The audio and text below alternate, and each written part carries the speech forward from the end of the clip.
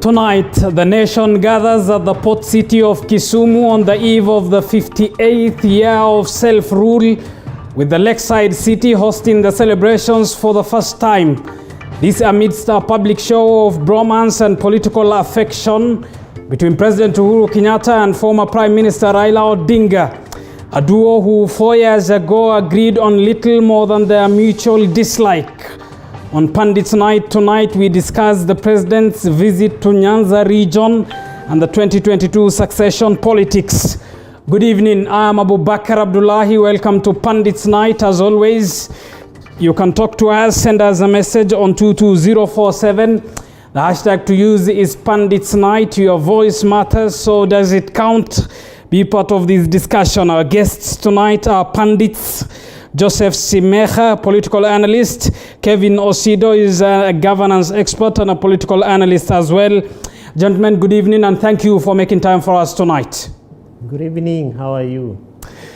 All right, well, Kevin, let me start with you. This is the first time President Uhuru Kenyatta will visit nearly all the Nyanza counties. First, to the people of Nyanza region, what does this extended visit mean to them? Abubakar, this is historic.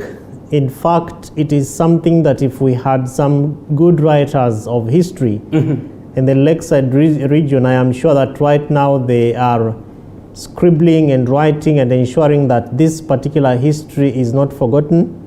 Already you can see what the musicians and artists from the lakeside region are busy doing, and they have been able to do in terms of producing songs that are going to stay up to posterity, insofar as ensuring that the history that is being written in these past few days, and including tomorrow and the day after tomorrow, is not forgotten.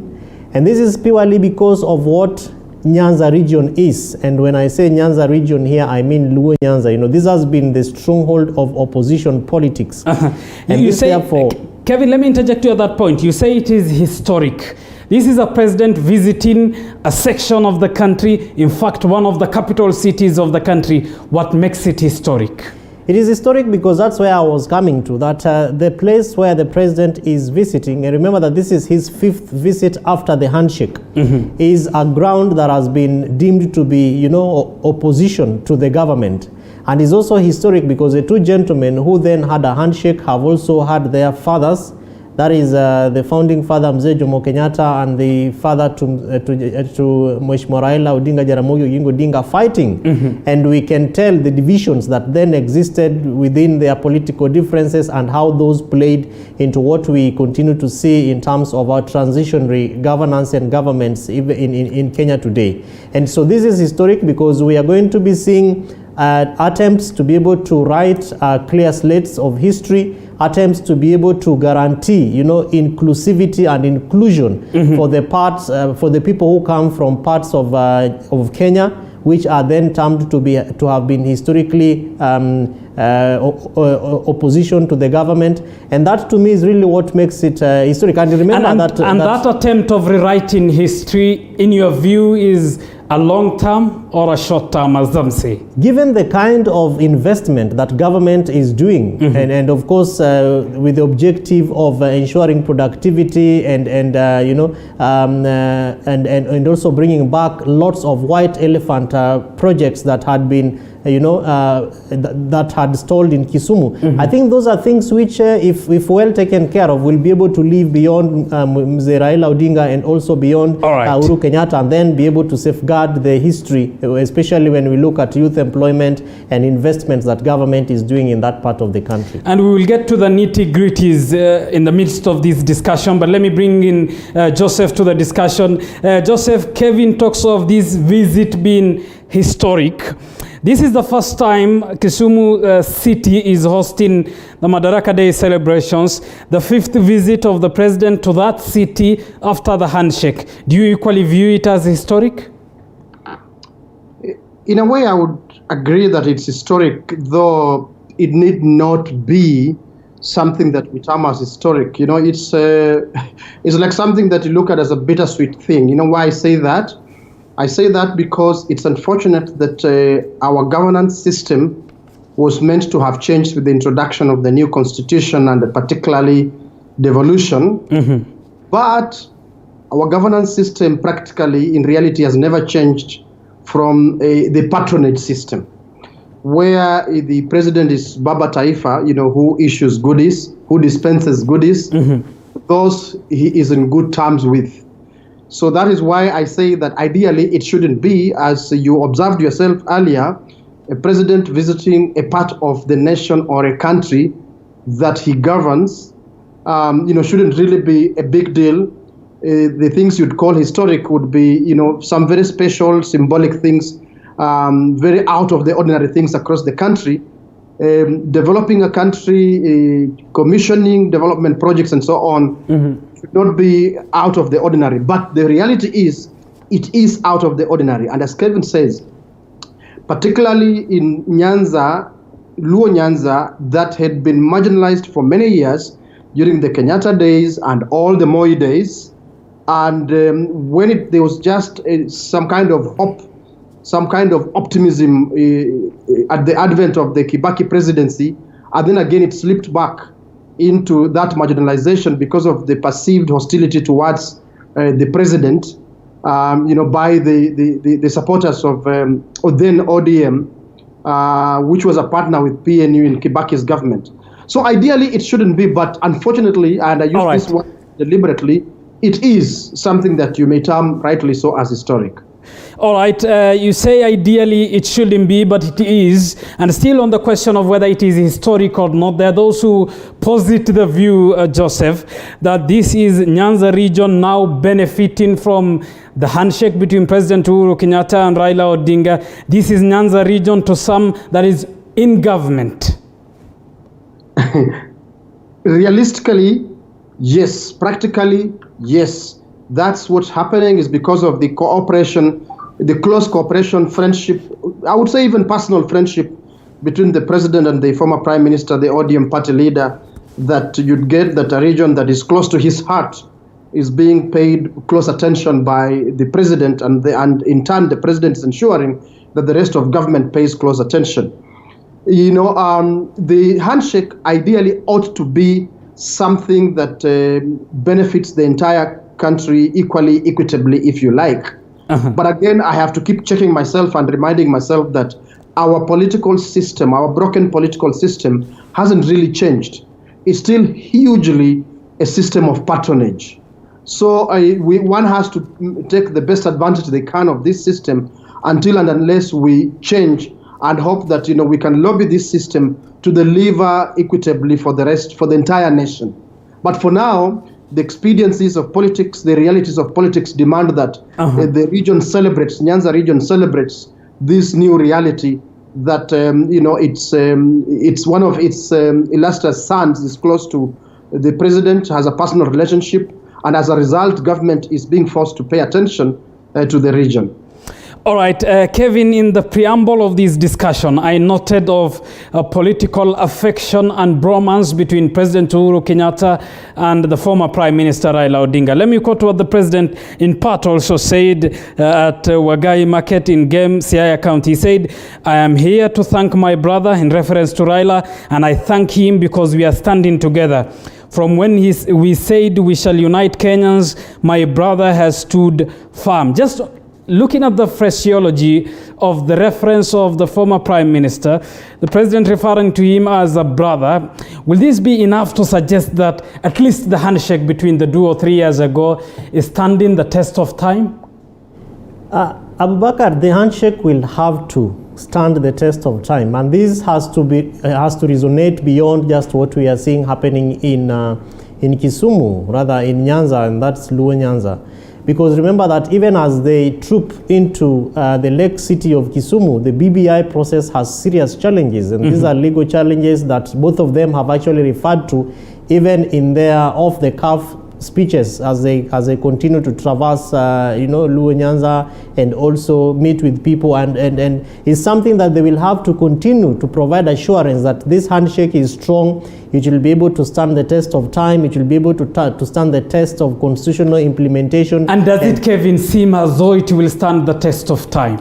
if you look at what you call phraseology of the two gentlemen, then it probably indicates that there is something which they know which we are not being told. And if that is supposed to be so, then indeed the handshake is going to stand the test of time. But remember that, as I said earlier on, the handshake has to be seen to be going beyond what we are seeing happening in Kisumu, which therefore means that we have to look at all the different governance frameworks that come with the handshake, which therefore also include the political parties that stand within the handshake. We have to look at the legal framework. We have to look at the judicial issues. We have to look at the legislative issues, because even as we talk about the challenges with the handshake, we also have some conversations going on around constitutional amendments within Parliament, or rather between National Assembly and also the Senate. So these are conversations, Abubakar, that we have to bring into the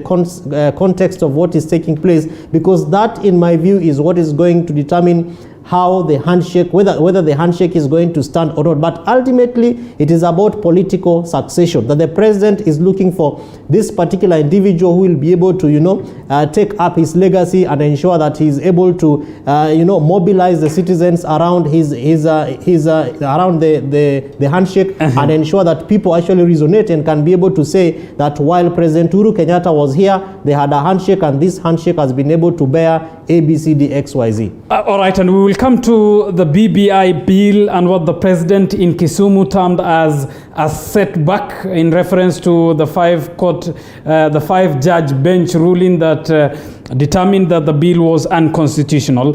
Joseph, just on the issue of marginalization and seclusion, is it not a possible argument that one can make then that if the president is visiting a Nyanza region because it has been secluded and marginalized, he will pretty have other regions equally to visit, because there are quite a number of regions that have been marginalized? I don't think necessarily so, Abubakar. I think it's about interests. How a sitting president, and particularly an outgoing president, views his interests, the interests of what is close at his heart, and how, in their opinion, in their corner, they think these interests can be best preserved, can be best protected. So I think this is not just about, bromance, as you put it. I think it's well beyond that. It's not that the president really loves Nyanza, in my humble opinion, loves Nyanza because of Raila, but it's because of the experience that he needs to do certain things to send signals of goodwill, so that there can be some kind of assurance, and I think this will spill over into the succession beyond his term. And perhaps I think that's where the crux of the matter is, not so much now, not even so much his final term, though it was very important that he completes his final term in controversial term in peace, and also checkmates his deputy, and so therefore these relationships were important. So I don't think you can really use that to say that, okay, then it should apply to the rest of the country. It depends on where he sees he needs to put the most focus with regards to preserving and safeguarding his interests and the interests of those he represents beyond his term as president. Joseph, I must confess that you have reminded me of the classical definition of politics, which is, of course, of interests. But in your response, you say his controversial second term. Yes. Why so? I say controversial second term because we know how President Uhuru came into power at the 2017 elections. They were challenged by NASA successfully in the Supreme Court. The Supreme Court ordered a rerun. You remember, I hope you'll remember the decision of Justice Odunga about the illegalities that IEBC had committed in the appointment of returning and presiding officers.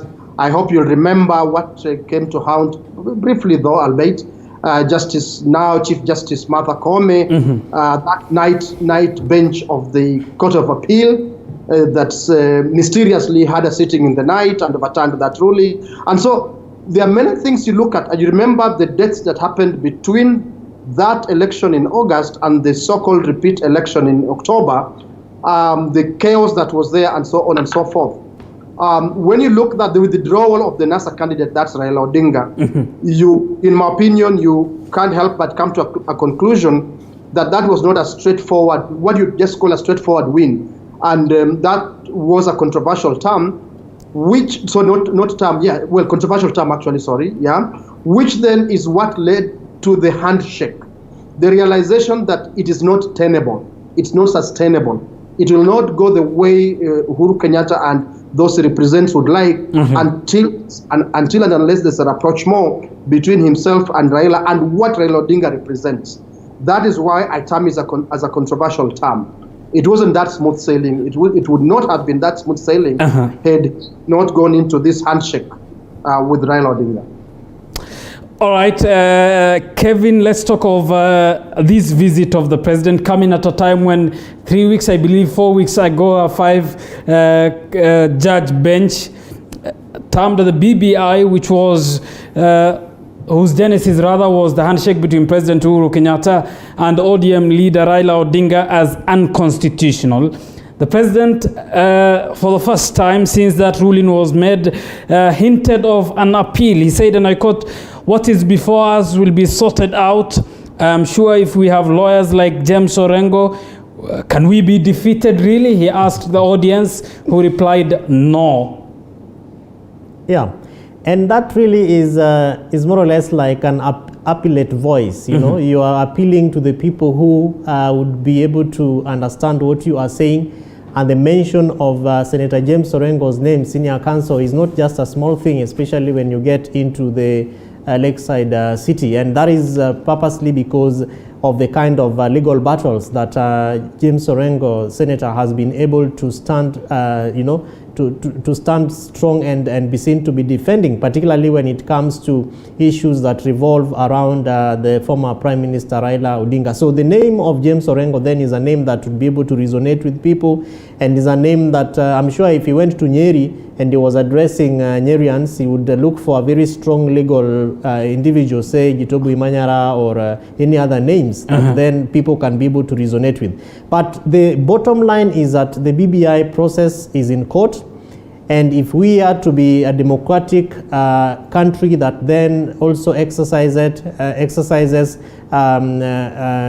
principles of separation of powers, then we will have to allow the arms of government to be able to do their work. And so it is in my imagination and assumption that the president is providing an assurance and is telling the people of the lakeside city, because remember that these are the people who have been very antagonistic in his presidency and in his term, both for the first term, because in 2013 there was of course a petition, and also at the second term, where he went into office and certain parts of this country, particularly the lakeside city, was actually seceding. And so going back there and reminding them that yes, I know we have spent time along the corridors of justice, we have fought battles on cross purposes, but now we are all of us together, and with a kind of gusto and zeal and zest that I've seen some of your lawyers presenting in court, do you think that we can lose this battle? So the president has to be seen to be assuring the people, and particularly the wider followership of the former prime minister, that if we stand together,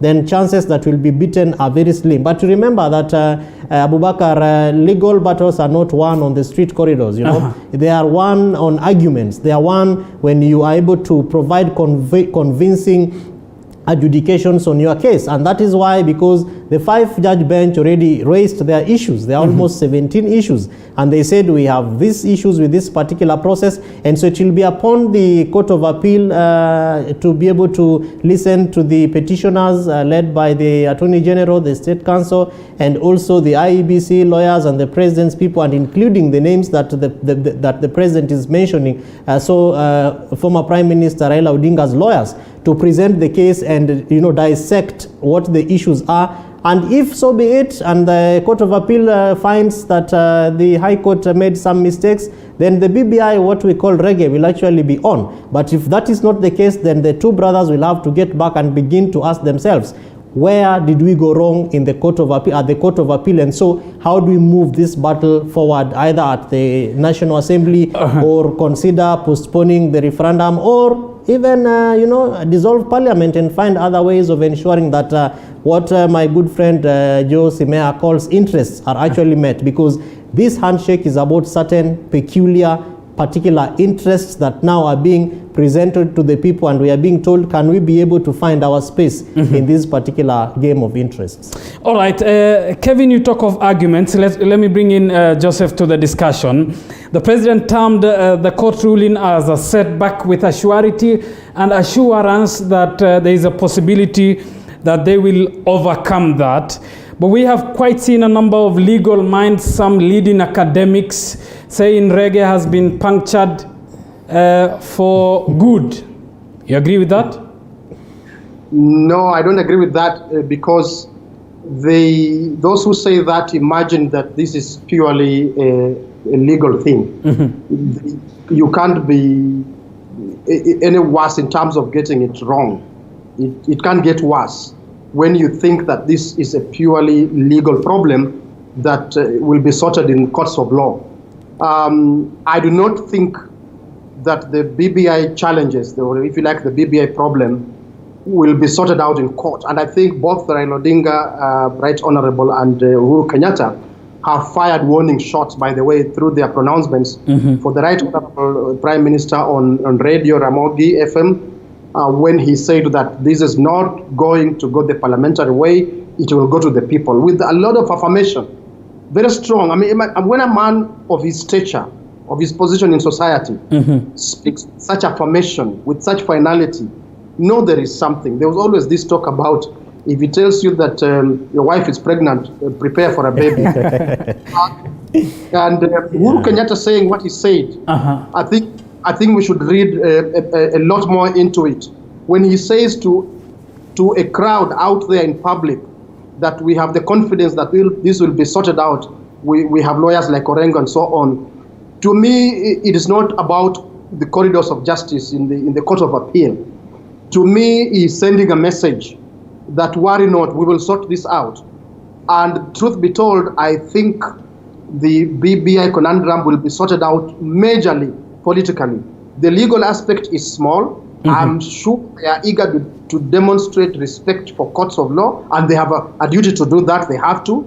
So they will prosecute what they can in court. But while they are doing that, I think it would be unimaginable to expect that they are not doing anything political in terms of political strategy to prosecute this thing in the corridors of public opinion. Joseph, let me interject you at that point. It is a court that made the ruling that this process was unconstitutional. It is a court that the proponents of BBI want to appeal its decision against in front of another court. You say the courts will have little in regards to the appeal? Yeah. I am telling you, the High Court made a decision on a political process, and it has every right, because it's the last arbiter when there's disagreement, even in political processes. But when it comes to political processes, the final arbiters are the people, are the citizens. And especially those who promote these processes will be very eager not to allow courts of law to have a final word on a political process. So they will likely, and I expect they should respect the role and the right of the court to supervise, that, and ensure that the process conforms, or this project conforms to rules, procedures, law, and the Constitution, and so on. But in terms of the substance, that cannot be decided by courts of law as the final arbiters. What goes into our Constitution, what doesn't. I mean, if, for example, someone wants to propose Kenya becomes a monarchy, even for a 6-month period, God forbid, at least in my humble opinion, courts of law cannot and should not stop that. It's up to the citizens of Kenya to say, no, we don't want that. All right. So this is a political process. The substance of it will be sorted out politically. They will respect what courts say on procedures, on the law, conformity to the law, the Constitution, and so on and so forth. But anything that the courts say that is extraneous, they will find a political route around it. And I think those are the firing shots, the warning shots they are firing, to public. Yes. All right, let me get to Kevin. I understand we need to take a short break, but before I do that, in 30 seconds, will it be fair to judge that President Uhuru Kenyatta is interested of and who succeeds him as the 5th president of the Republic of Kenya? Purely yes, and that has been the kind of our, our political growth as a country. Every time we have seen incumbents or sitting presidents very eager to determine and to see who their successors are. In fact, for our president today is a president who is serving a term that has tested the Constitution of Kenya 2010. The sovereignty of the people has been tested. And if you look at his investments, both in terms of presidency, the kind of legacy, building up from the Vision 2030 all the way to the Big Four and its performance, and particularly looking at how citizen feedback and public participation issues have played in the President Uhuru Kenyatta presidency, then he will have to be very concerned about his legacy, and particularly when people come out very strongly and say there are projects that are very inclined to his family interests, and those therefore touch on him both as a sitting president and also as an exiting president. So he'll be very, very interested in the person who comes in to be able to do two things. One is to protect those interests, and two is to also carry through his legacy. And we will talk of succession politics and more so 2022 succession politics, but it is time for us to take a short break here on Pundits Night. Stay with us. We will be back with that discussion after this break.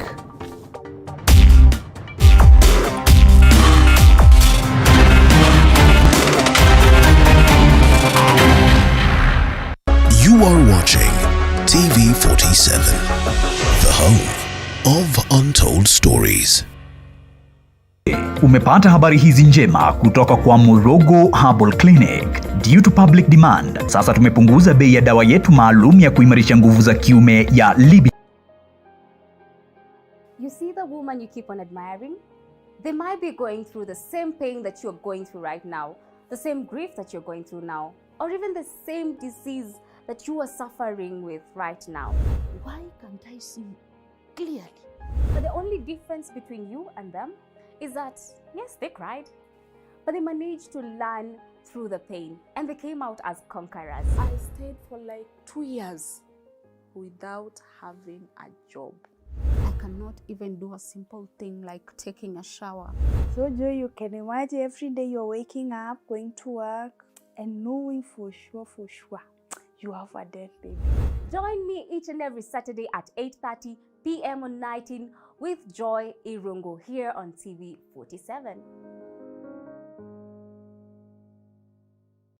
At Global Precast Panels, we have the best quality, durable, and affordable precast panels to suit all your needs. Manufactured under a controlled environment, we have the best precast concrete panels, precast concrete floor slabs, precast concrete perimeter wall, precast concrete columns and beams. Our panels reduce construction cost by up to 40% with absolutely no plaster required, including added soundproof benefits, convenient four-story buildings, schools, offices, residential houses, hospitals, and warehouses. Take advantage of our free transport. Contact us on 0702 24 7267 or 0796 24 7267. Global Precast Panels Limited, your reliable option for efficient construction. These are the sights and sounds of a working nation. There are no shortages to remarkable ideas. What's missing is the will to execute them. You need to stay relevant. If you don't, you're going to fade off.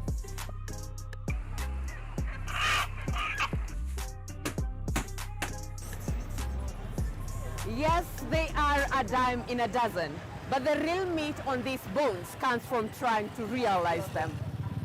You just need to perfect anything. If it's drawing, if it's music, pursue it 100% because it's something that is giving back. Join me, Violet Njoki, as I tell you the stories of this executive. You are watching TV47, the home of untold stories.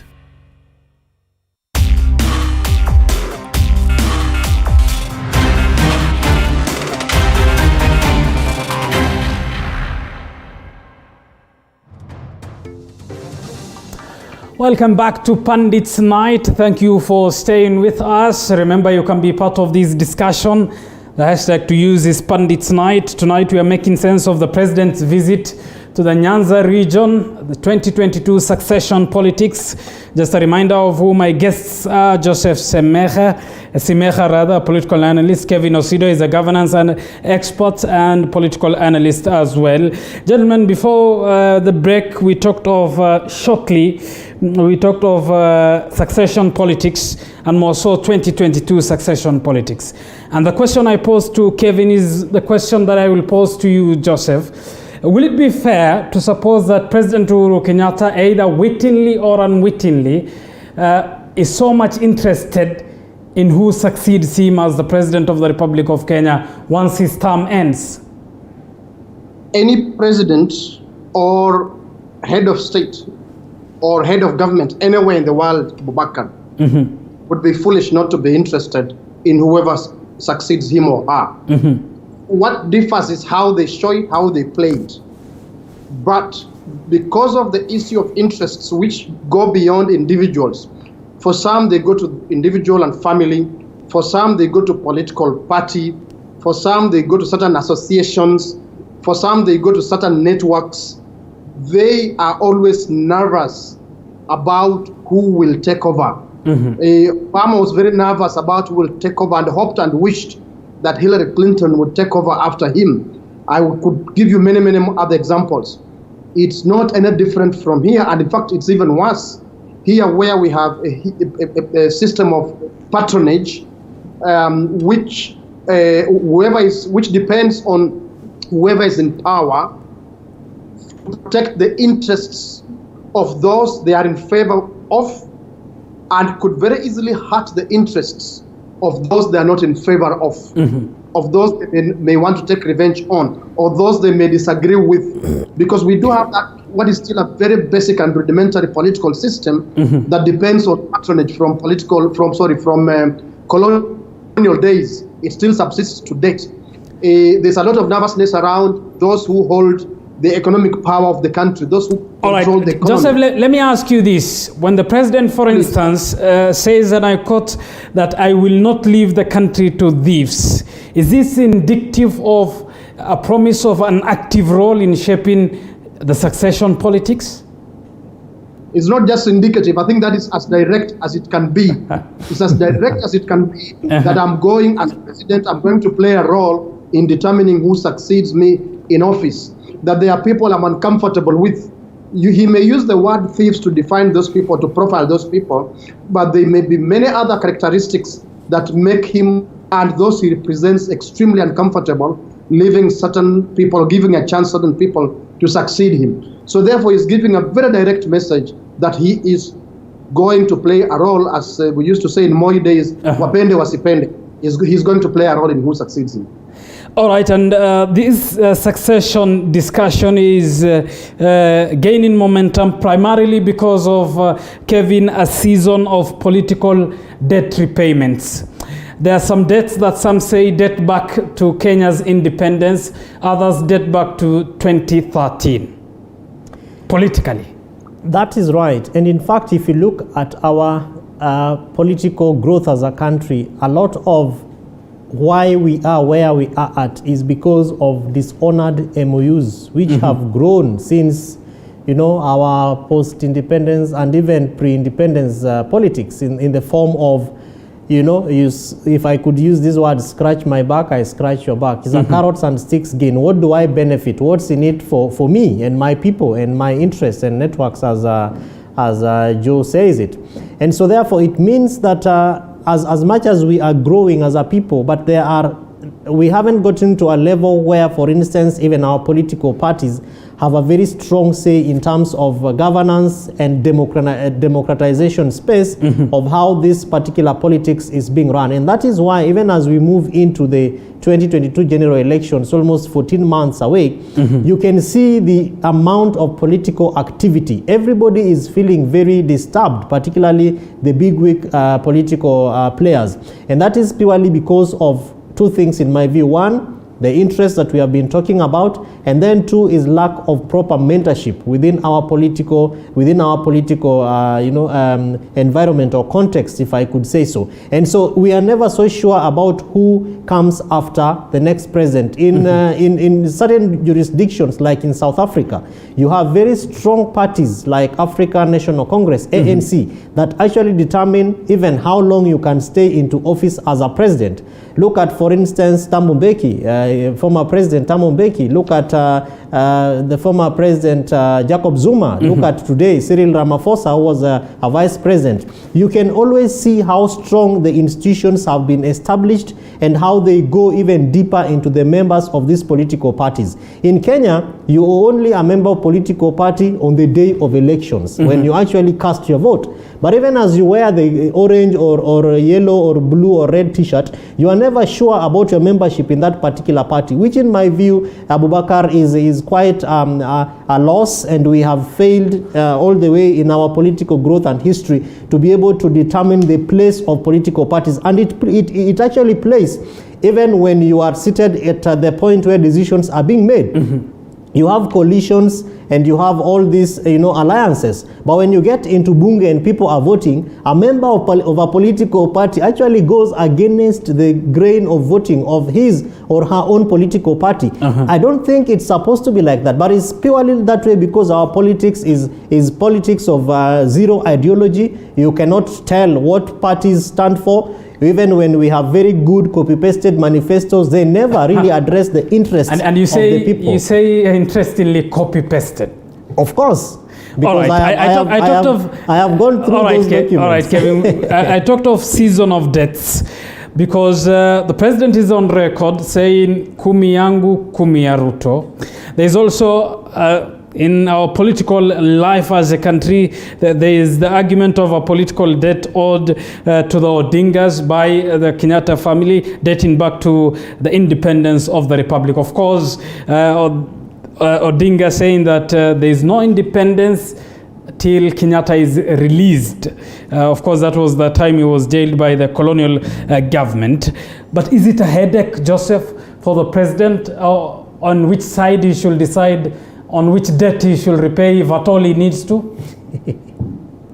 My brother, I don't think that President Kenyatta and those he represents would have bothered if Raila Odinga didn't have the kind of political support he has across the country, the kind of political power he has to influence things, literally sometimes to bring things to a standstill, to cause problems, if you like. People negotiate with you either for two reasons, either because one of the two reasons, either because you can benefit them or you can hurt them. So I don't think Uhuru Kenyatta had much choice just in terms of saying that let me repay something I owe or my family owes, but I think it's more of the fear of the possibility of getting hurt if he and those he represents didn't do something. So if Raila Odinga, in my humble opinion, did not have the kind of political power he has across the country, they would have very easily ignored him and, if possible, cost him a lot of trouble to remove him from the political scene. But I think they have been forced to reckon with the reality of the political power of Raila Odinga and say that this is the man we have no choice but to negotiate with. And then some people, to me, see it wrongly as repayment, something that the Kenyattas owe. I don't think the Kenyattas would have really cared about what they did to Jaramogi Oginga Odinga, how the Kenyatta regime marginalized not only the Jaramogi family, but the Luo community in Nyanza generally for years, for decades. I don't think they would have really cared. But it's because of their interests, the worry, the fear, the concern, the anxiety about their interests and what could happen is what makes them, in my humble opinion, step back and say, this is the person you have to negotiate with. Given his political power, he can hurt you if you don't. I think that's really how best, in my opinion, to place what is going on just now. And Kevin, it's quite many months to the 2022 general election, but it already seems as though, observably from the political spheres now, it is shaping up, with respect to all the others, as a duel between Raila and Ruto. Precisely so, because by constitution, the president cannot run again. It's 10 years, five 2-year terms, and so he's actually exhausted his moment. And then you have the former prime minister, who has made quite a good number of shots, either 3 or 4 or 5 of them, unsuccessfully, except for 2007, when ECK told us they didn't know who won the elections.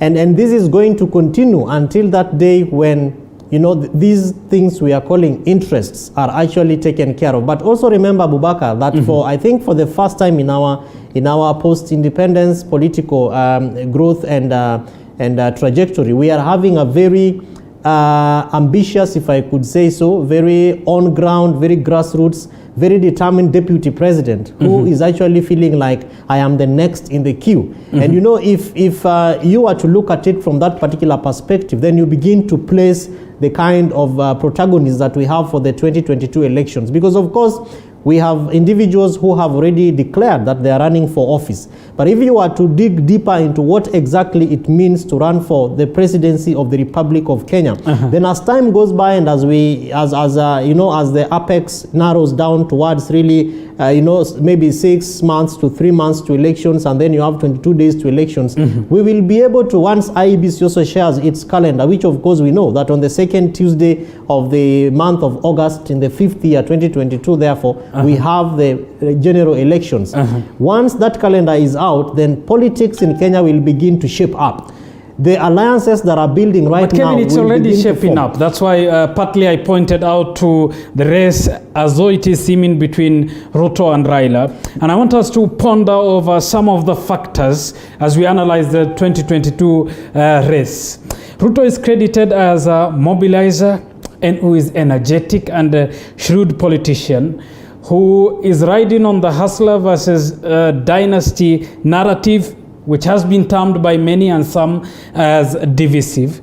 Raila is Kenya's arguably most experienced politician, a schemer par excellence to some, an alliance maker to others. Joseph. Yes. Yeah, I hear you, Abubakar, and I do agree with you that it's already shaping. The politics of 2022 are already shaping. And I don't think it's going to change significantly, even those, in terms of the candidates, the leading candidates. Even though some people, and I wish I could say this in whispers because I'm at home in Western Kenya, where I have friends and colleagues who believe that we must consider Musalia Mudavadi as a formidable candidate who will also be on the ballot, and I wish him the best, and I suppose he could be if he really wanted to be. But let me just stick with what you've put on the table for discussion. Honestly, when you analyze everything political, mobilizer, organizer, strategist, courage, passion for politics, whatever, name it, it is those two candidates, William Ruto and Raila Odinga. And presidential race, although sometimes once in a while there's been a miracle, where maybe last minute, a candidate is put forth, and like Uhuru Kenyatta was, and they go and win. But for Uhuru Kenyatta, it was exceptional because I believe Uhuru Kenyatta was a candidate of the system. A candidate whom I have seen appear to come from behind and cause serious tremors has been Raila Odinga. William Ruto is demonstrating that ability to be a candidate, even if he doesn't become president, to be a candidate who will cause serious tremors. Any other outside of these two, I just don't see the time they have, honestly, to mobilize and get to that league. It's like changing leagues from a lower league to the Premier League. I do not see, if they haven't done it during this so-called reggae BBI period, to seize the moment when Raila Odinga was off the stage, feel that vacuum and so on. All right, if they haven't done it, Joseph, where does that leave the One Kenya alliance that comprises of Wetangula, Mudavadi, Gideon Moi? You are really guiding me in a direction that I would have liked to avoid, but I'm extremely diplomatic and say that even if you added a few more people to that colleague, with tremendous respect to them, several of them whom I know very personally, even if you added a few more people to that alliance, and we've seen it, even with the vacuum when Raila Odinga was off the political scene, they have not been able to demonstrate ability to take full advantage of that vacuum, occupy the space, set the pace, profile the politics of the nation the way Raila Odinga profiles the politics of the nation, and so on and so forth. Even with the rumors that it's an alliance that is supported by the system and by Uhuru Kenyatta, they have not been able to demonstrate that. Will they now, in a short period between next month and the next general elections? I am very doubtful, unless for whatever reason Raila Odinga is out of the scene. But for as long as he's on the scene, in the scene, and he's running, for as long as William Ruto is on the scene, in the scene, and is running, I think it's extremely difficult for that alliance that goes by many other alliances, many other names, to persuade people to seize the imagination of Kenya, to capture the imagination of Kenyans, that this is an alliance that can pose a formidable challenge to William Ruto and Raila Odinga. I am doubtful. I would like to be persuaded that I'm wrong. I really look forward. And Joseph, you say an alliance that has many names. We know of One Kenya Alliance, but we won't make a reference to any other name.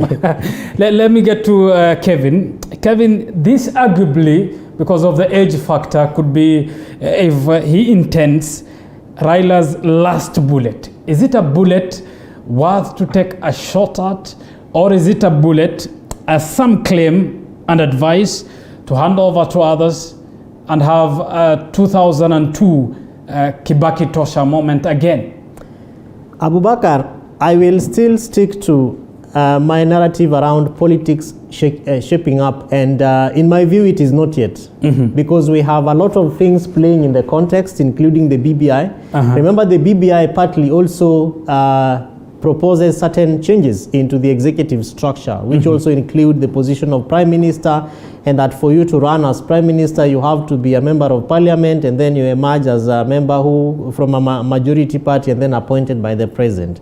Number two, you have issues from Mount Kenya region who have not yet settled on who is the apparent heir to the current President Uhuru Kenyatta, and those are conversations that are going on, and we can tell, how some of those conversations are going on and the progress they are making, and partly also the confusion that is happening. And then thirdly, the gentleman that we are describing on the table has not declared that he's running for office. Remember, ODM actually advertised on widely read newspapers, and they asked for candidates to, present names of those who want to run for office, and only two gentlemen, that is Mombasa Governor Ali Hassan Joho, and also Governor Oparanya, the deputy party leader number 2 of ODM. Actually, those two are the ones who presented their names, and we know what is happening within ODM. And so when it comes to the former Prime Minister Raila Amolo Odinga, there is going to be a time when the politics is going to shape up, in my view, and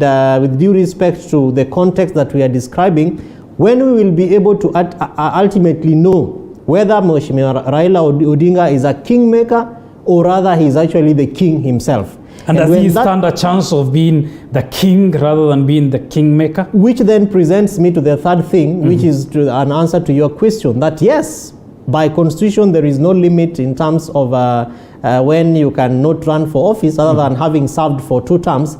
And so if God gives him good health, strength, then he stands to have one last chance in the bullet, and particularly with the kind of bromance, the first part of the discussion that we had, where the president is very cautious about the person who takes his inheritance and therefore is able to safeguard his legacy. He is concerned about not ensuring that thieves actually inherit the presidency. And so depending on how all these conversations go, and we can see some of those telltale signs, he stands to be the king other than not being the kingmaker. But that therefore will have to present a situation where he is the state candidate, because remember, this is a gentleman who has come out and said, I won, but the state took over my presidency, and that has happened almost, I think, 3 or 4 times. Until when we are sure that now this kind of bromance and the cooperation that he enjoys through friendship with the president, then until we are sure that he is actually the state candidate, this institution called the deep state, then I can confidently say that yes, he's actually going to be the king other than the kingmaker. But in my view, I think those are still very early in the day conversations, especially given the kind of context where we are at. The moment the BBI confusion will be sorted, then politics will have a moment to shape up. All right, and of moments, Joseph, is the 2022 quote-unquote Mandela moment for Raila Odinga. And this is in reference to what Murade said sometimes back, which I quote, he says, and I quote, we think it's time Kenyans rewarded the years of struggle of Raila Amolo Odinga. They owe it to him. It's like Mandela, and 2022 will be a Mandela moment. Will it? You never know, it could be. It's interesting to listen to Murade. I know that he has been, and he has been a fierce opponent of Raila Odinga, you know, working from his corner, his political corner, as part of the group he belongs to. But I also happen to know, you know, privileged information, that he also has this incredible admiration for Raila. And I have had a one-on-one with him over wings and whatnot. He confessed to me his history with Raila from the university and his admiration for the courage of Raila and so on and so forth and so on. But I know what then drives him is a confluence of what I've just described and also interests that he's part of. That he is part of, in my humble opinion, a group that would like to see their interests secured by someone like Raila Odinga's presidency. And therefore they would like to term it the Mandela moment. Because it won't happen because they're saying. It could have happened even in 2013, in 2017. To the best of my knowledge, having worked fairly closely with Raila Odinga, it could actually have happened then. But I think my brother Murade says so with the desire, perhaps even fear, of wanting to determine what could happen and hoping that that can be a Raila presidency to assure them of the protection of their interests. So when he says that, sometimes I'm a bit cautious not to see, because a Mandela moment was a Mandela moment for the entire South Africa.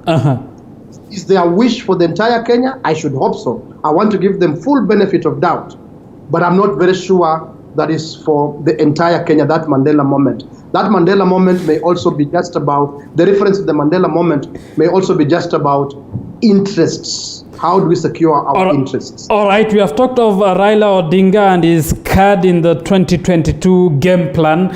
Let's talk of the Deputy President William Ruto. And Joseph, Kenya has had so far 11 vice presidents. Only 2 became presidents. Those are Moi and Mwai. Those who did not, Jaramogi Odinga, Joseph Murumbi, Josephat Karanja, George Saitoti, Musalia Mudavadi, Michael Karanja Wamalwa, Mudi Awori, Kalonzo Musyoka, and now the 11th, William Ruto. Don't include the 11th there because time is yet to tell. Time will tell. And you know, time is longer than a rope. Time is longer than anything else. So don't include that 11th one. Yes, it is a very dicey position, the position of deputy president. You are the principal assistant to the boss, but at the same time, you can make the boss uncomfortable. You be doing your work in good faith, and then you appear to be outshining the boss. You may be doing your work, but in addition to that, openly showing, as William Ruto has shown, you want to succeed the boss. And if the boss is not comfortable that you represent his or her interests, that you will care for his or her interests, that you want to demonstrate that you are a man or woman of your own, who are worried and about other interests, and especially if you have made arrangements in elections, in party positions, and so on that demonstrate that you are building your own network, you will worry the boss. When you worry people, they don't negotiate with you. They will try to cut you down. As I said earlier, people negotiate with you only when you have reached a level where they can look at you and see you could benefit them or you could hurt them. But when you're still at a level where they think you are a reason to worry, they will not allow you to rise to a level where you could hurt them or where you can bargain as someone who can benefit them. They will try to cut you down. And this I'm talking in the context of politics. And that is the bane of the position of deputy or vice president, almost of any republic, by the way. It's just the manner in which they do that is different. They do it that is different. All right, and I beg pardon, it's Michael Kijana wa Malwa. Finally, one final question, and still on this perceived or otherwise real curse of the deputy president position. Will he be able to overcome, Kevin? One of the challenges that our deputy president has is that abrasive nature. Remember that these are gentlemen who, and in fact the names that you described are names that existed pre-2010 constitution. Right now it's different because you run with your running mate. Initially it was a president appointing a deputy, and we have some of the names that you mentioned are people who are fired after 3 months of their sitting in as vice presidents and they never saw the seat again. Today it is very different. So the current deputy president actually had a better opportunity, in my view, to inherit the presidency. And if you listen to the narrative that existed before, it was kumi yangu, kumi yako. 10 of mine, my presidency, and when I exit, you also have your 10. But in between, and remember, initially they were even putting on red ties like the one I have with almost similar socks and similar, everything was similar. The bromance was much more bigger, stronger, and much more heated than what we are seeing with the Mheshimiwa Raila Odinga and the president today. In between, Abubakar, something might and must have gone on wrong somewhere, and that is what, in my view, would present where the deputy president will be, because these are gentlemen who, in my view, would be described as a deep state agent by virtue of being a deputy president. So it means you have certain privileged information. How he is going to use that privileged information for his own good, I think time is going to tell. Already he is showing that he is able to actually mount a presidential campaign. In their second term, he was actually the main campaign agent. The president actually handed over. But Kevin, you talk of the deep state and the system. The DP is on record saying that we are threatened, that there is a system, that there is a deep state, that even if you vote, there will be people who will rig out votes, that there are people who will sit somewhere and decide. We are waiting for those people, that system and the deep state. They will come with the system and deep state, but we will come with the people and God, seemingly distancing himself from your comment of him being part of the deep state. Abubakar, he is saying that because of what I called privileged information. So he already knows partly what they did in 2013 and also 2017. And that is why he can confidently say that we know there are people who are waiting. For people who, for example, are not concerned about what is being waited for, they will not even make those kind of comments. But this is a gentleman who has decided to walk out of the house, and he has said, I am going to fight this from within, because he has not resigned. He has not left his office as a deputy president. He is still enjoying state power and state resources, paid for by taxpayers' monies. Sitting, sometimes missing cabinet meetings and going out and accusing his boss and saying things which are unthinkable in my view, particularly under governance and leadership purview. That is a gentleman who has privileged information, and that is what I call deep state and state machinery. How he will be able to circumvent and navigate that for his own benefit to accent to the presidency, I think is a question that his handlers and he himself are dealing with every single day. And hence those kind of comments that have come from him. Joseph, let me give you 30 seconds, your closing remarks. My closing remarks, I pulled down from my shelf here this little book that I'm always reading and rereading, The Prince by Niccolo Machiavelli. I just want to read for you a brief sentence. Strive assiduously to escape the hatred of the most powerful classes. And another one, So the best fortress that exists is to avoid being hated by the people. It doesn't mean that you should be so afraid of the most powerful classes. It means be cautious, navigate whatever you are doing cautiously so that you don't attract their hatred, because they'll cut you down. Upende usipende. But then the best protection you have against those classes are the people. That is why Raila Odinga has survived in politics the long he has, and that's why for as long as God gives him life, energy, and so on, he will continue to survive, because he has known how to navigate around these powerful classes, and he has known to surround himself with the protection of the people as his fortress. Not money, not huge resources that he has amassed, the people. That is what is going to make a difference even at the next general elections. All right, Joseph Simecha, political analyst, and Kevin Osido, political analyst as well and governance expert. Gentlemen, thank you for making time for us tonight on Pundits Night. Shukran. All right, and that brings us to the end of tonight's edition of Pundits Night. I'm Abubakar Abdullahi on behalf of the entire team that made this production possible. Bye for now. Tonight of all nights. Good night. God bless. Enjoy the rest of our programs.